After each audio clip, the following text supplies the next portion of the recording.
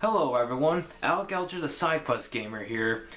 Now there are three types of video game franchises when it comes to sequels. Ones that had a very flawed first entry but progressively got even better, like Street Fighter and Elder Scrolls. Ones that were really great at first, and the sequels were good for a few years, but then it declined in quality in recent years, like Resident Evil. And then there are franchises like Kirby, Super Mario, and Mega Man that continue to try out new ideas with the same basic formula, but make it even better every sequel. I mean, everybody has their favorite entry in the series, but today we're going to take a look at my favorite entry in the Kirby series, and that would be Kirby's Adventure for the NES. And this sequel brought so much to the franchise, but let's roll the footage and take a look at it.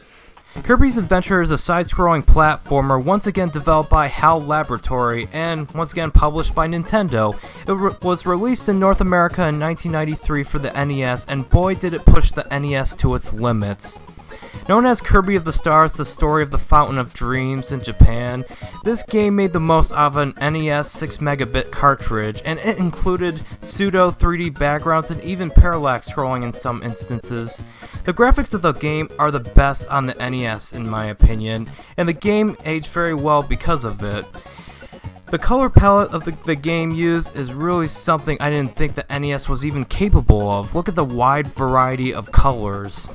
I mean, Kirby looked great on the Game Boy, but he looks even better in color. So basically, the premise of Kirby's Adventure is that the antagonist, King Dedede from the previous game, steals the Star Rod from the Fountain of Dreams. Kirby then sets out to retrieve the Star Rod and journeys through 7 worlds, each containing 5 or 6 levels in a boss battle. The gameplay is what you would expect out of a Kirby game. With this being the second in the series, it was actually the first to introduce Kirby's trademark copy ability, where if Kirby swallows an enemy he sucked in, press down on the controller to gain the enemy's respective powers. Although not all enemies have acquirable abilities, like Wild D's for example. If you swallow them and press down, you won't get any power because they're powerless. But this copy ability comes in real handy, not only for defeating various stage bosses, but also for discovering some of the world's secret areas. Speaking of the secret areas hidden in some of the levels, when you begin each world, most of it is blocked off by a huge wall with only the first level being available. To unblock other sections of the world, you have to finish the level, but there are some areas that are blocked off that won't be unblocked unless you hit a switch in a hidden area of certain levels. But if you're worried about keeping track of your progress and stuff, don't worry, the game will tell you when you didn't find a secret area. After you finish a level, the door to it in the hub world would turn white if it was completed, but if it remained orange, then you didn't find its secret area. The switch would unblock either mini-games to gain you extra lives, or a weapon room, or even an enemy arena where you would face the likes of Bonkers to gain their powerful ability, like the hammer. Some of these secret areas are right in front of you in plain sight, but you need the right power-up to access them. Some of these power-ups you need can be found in the level, but others you may need a power-up from one of the bonus rooms in the hub world, or even from another level. Now, you don't need to hit the switches to beat the game, but if you want to 100% the game, then go for it. Now, I don't think anything special happens when you do complete the game other than bragging rights, but since this is a relatively short game, despite having a fair amount of levels, you might want to complete the game to gain some more time out of it. The game, if you're not after the secret switches, can be beaten in 5 hours or less depending on your skill level. It's not really a matter of game length since the levels are longer than the likes of Super Mario Bros. 3, yet Super Mario Bros. 3 takes longer to beat, but the fact that this game is really easy, which really shortens the game length. But for a 5 to 6 hour game, depending if you're going after the switches or not, I felt that the game was the perfect length since all the levels felt fresh and the boss battles were pretty fun. The final boss's first form, sure it's tricky, mainly because you have to beat it under a certain time, but the game is still easy nonetheless. If the game went on longer than it did, they would run out of ideas because in terms of Kirby platforming, there's little to do to keep things interesting when all of the central gimmicks are put into place. Take for example Spyro the Dragon, the first one for the PlayStation. Because Spyro had such limited abilities in that game, the levels could only do so much to keep things fun. I mean, as much as I love Spyro the Dragon, it's very noticeable, and by the 6th world you're just tired out. And that's like around a 6 to 7 hour game. The level designers did a great job with keeping things new and fresh. I mean, there's even a black and white level that paid tribute to its Game Boy predecessor Kirby's Dream Land, and if I'm not mistaken, it's a slightly altered version of the first 4 levels. They thought of everything. Now, as for the music of Kirby's Adventure, the music is once again as fantastic as it is in Kirby's Dream Land. Some of the tracks are slight remixes of the original soundtracks of the first game, but there are many new Kirby chiptunes to enjoy. It's some of the best music on the NES in my opinion, but Kirby was always known to have adorable and beloved soundtracks, and this game is no exception. When it comes to Kirby's Adventure, there's really nothing to criticize about the game. I mean, yes, it's a short game and a bit on the easy side, but the only real criticism I can honestly make about the game is that it was released too late.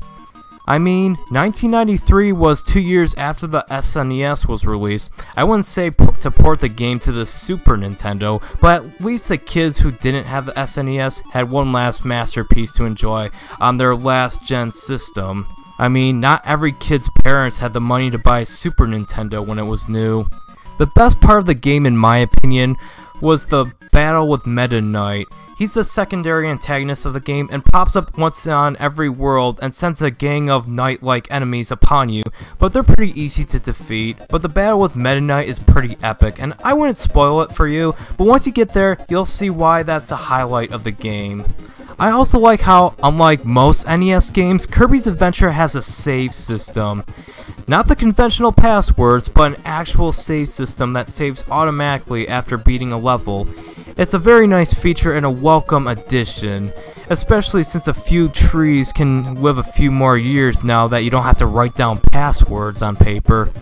In terms of age, Kirby's Adventure aged very well, and it really holds up even to this day in terms of graphics and gameplay. I would highly recommend this game, especially to kids, and even if you don't have an NES, you can download it on the Wii U and 3DS. You would be a fool not to, since it's like only $5 on both those systems. You can also seek out an original copy for relatively cheap in terms of the used game market. As of writing, it's $23 or less, which is relatively cheap for a latecomer NES game. So overall, Kirby's Adventure I would give a 95 out of 100. Even if it's really easy, it's a lot of fun and definitely in my top 5 favorite NES games. Even if it's a latecomer to the NES, it's what you would call the best farewell the NES could ask for. That and Star Tropics 2 Zoda's Revenge. I mean, it's one of the last first-party games released for that system before the NES ceased production. And Kirby's Adventure spawned many sequels that use the copy ability. Kirby's Dream Land 2 is next in the series, and I'll get to that at some point this year, don't worry. Kirby's Adventure also got a remake on the Game Boy Advance called Kirby: A Nightmare in Dreamland, which is basically the same game except it has a Kirby's Dream Land 3 graphical treatment.